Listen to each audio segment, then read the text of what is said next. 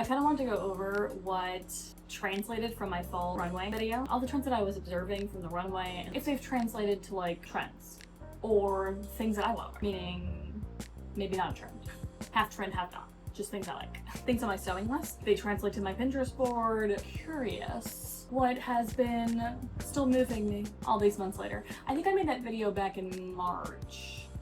I'm wearing a sweater, so it was cold.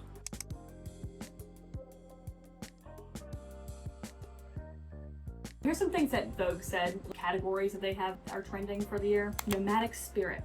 This category is stuff I would probably just thrift, honestly, or go on my favorite app, eBay. A lot of layering that is unconventional. Lots of layering. Flowy blouses with then like a chunky sweater on top with a maxi skirt, then layered over pants. I feel the least connected to this category of Back trend. to the Vogue. Modern prep, just a continuation and a build-up from the last couple years. Argyle and oversized tartan, and just like layering those type of like classic prints, and they're kind of like layering it with like their cute little pleated skirts, but like with pants underneath, or the pleat skirts and like everything's trench coat button to the top. I also think Wednesday, that kind of ties back to it. Like I think dark prep, Peachy Den has done a good job at like kind of translating some of those items. Lingerie dressing, just like a lot of romantic, feminine, and then like the trending fabrics that were included in that, which is chiffon and lace. I really thought the sheerness trend would kind of like maybe not translate as much into offline, but I've actually been seeing it a lot offline with the people.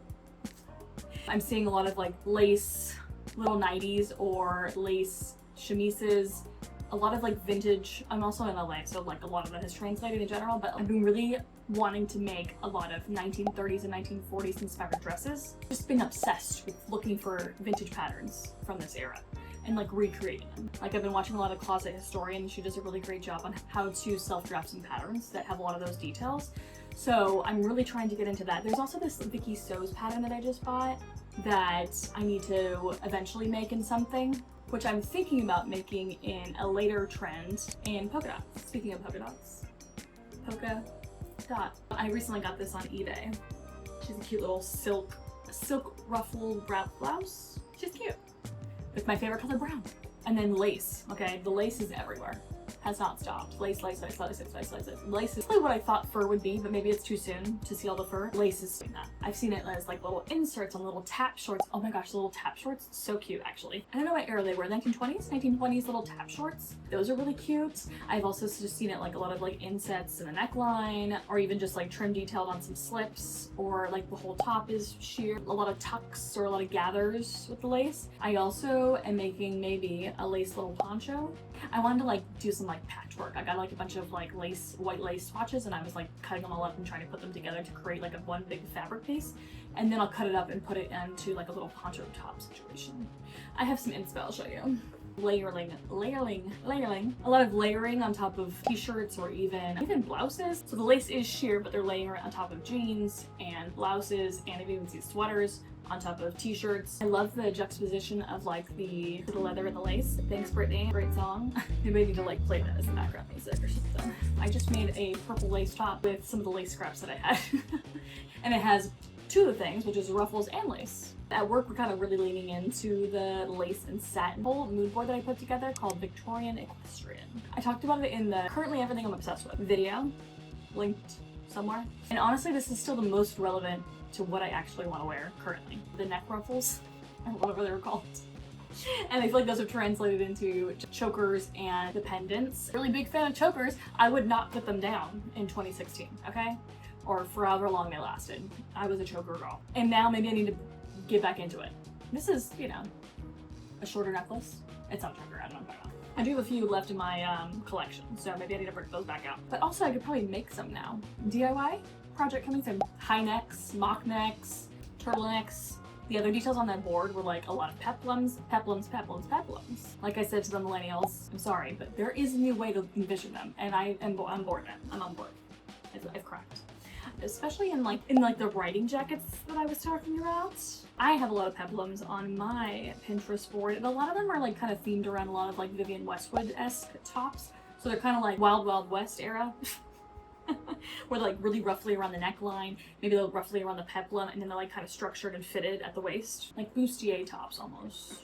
within like a little peplum detail. The Alexander McQueen, the Victorian Equestrian look, Lady Gaga. That's like the whole look she's wearing. The whole thing for Mayhem is like that inspiration. It seems like she wore the entire Alexander McQueen runway, basically in all of her press story. Just voluminous, lots of ruffles, lots of volume, lots of hip details. I haven't seen a lot of the volume translate into a lot of sleeves, but I have at the same time. I just haven't seen it like everywhere. Like I thought I would have been seeing a lot more like heavy, like or like lantern sleeves or like flare sleeves or whatever the other sleeves are like that. But I think maybe it'll come. It'll come. We just haven't seen a lot of the fall fashion yet, at least in my end. Translated into actual people wearing it on the street. Or myself, because it's been too hot. A lot of shearing detail, a lot of gathering, a lot of fullness with the lightweight fabrics. 24/7 sequins, which actually I am making a sequin top and I have been wanting to wear more sequins, but every time I try to wear them outside, I get scared. So I haven't quite translated that one into my own wear. But I'm gonna do it. The other one was country coated. I really like a lot of the pieces in country coated. I just don't think it's my style. Maybe some individual items I would still wear. And again, I'd probably thrift these. Except for the plaid skirt. I've been wanting to make a plaid skirt, but we'll see. The tartan printed on chiffon. Another thing that I saw that was trending a lot of funnel neck jackets, and then also like caplets, or like those poncho jackets. What are they called? I don't know the name. But I've kind of seen like that translated into a lot of outerwear, which it wasn't on the runway too. Chloe had a lot of that. I've also seen it translate into like a lot of ponchos. Like the summer was like filled with ponchos and shawls, and they were like draped over your shoulders, or they were tied at your waist. Or I saw a lot of other creative ways of them wearing them. I've seen a lot of trenches with like the funnel necks. I've seen a lot of knitwear with the funnel necks. It kind of goes back to the 80s prep too, like high necks, funnel necks, cowl necks, turtlenecks. I literally was just watching the VMAs and Sierra had on this really big, I don't know if it was a dress or a coat, but it was like a big oversized funnel neck with a big chunky zipper, and it just looked cool. I liked it. A lot of that is also translated into the knitwear with like big drop shoulders or big huge voluminous sleeves with also the high neck, like balmain. And that kind of goes back into also a lot of the 80s trends that we saw. There was so much 80s inspiration, especially with this Morant. I saw like that translation. I think I talked about how it's like a updated version of Indie Sleaze, and we're kind of back in an updated version of 2010. Updated version of the plaid, like the buffalo plaid, is the tartan plaid, oversized big. And I've seen a lot of plaid tartan skirts. And then curious color combination. On the Chloe show, there was like this color combo that I had liked, the pink and brown, pink and burgundy. And then also some other colors that I've been loving in color combinations are this like pukey avocado green, like 70s green. And I've been loving it with like mahogany, like a reddish brown. I've also been really liking it with like turquoise, like a dark oceany turquoise color. I also really like baby pink and black, or baby pink and gray, but mostly I'm obsessed with this avocado green color. I was so obsessed with it, I just got my hands on with it. Guess what color the toes are? Mahogany. I'm not gonna show you, obviously. Christopher John Rogers, he had a lot of those fun bright color combinations, and then Chloe had the more like muted ones, but she had a little bit of like pop, a couple different ones. Hardware, where it has like a lot of chunky hardware on the things, basically Juicy Couture, you know? Like I want a Juicy Couture heavy hardware bag with like a locket, key to my heart. Body so low. I'm still wearing suede. Suede's not going anywhere for me personally, but also now I'm kind of wanting it embellished. I want embellished suede, like specifically like jackets, or the embellishments are not on suede, but I also been really loving like a Y2K embellished pant. Low rise, tight, suede with embellishments. Am I ever gonna wear them? Probably not, but I love them and I'm looking for some. Let's just say the days of me working at Nordstrom in like 2009 to 2011, somewhere around that era, I want to be back in the savvy department at Nordstrom. That's what I want. That's the vision for fall this year. For me. Remember like Haute Hippie? Everyone was dying for a Haute Hippie. I think I ended up getting like something like super discounted, and it was like this like fringe halter top. Really nice jersey, and it was a halter, and it had like just the fringe hanging everywhere. Things on my sewing list. I've been really into like scarf prints, dark scarf prints. Kind of like includes paisley. Like I said, embellishments. I'm also kind of into like funky printed pants. I don't think I'm gonna go anywhere with this. I haven't found any fabric that I can use for that. The velveteen jacket.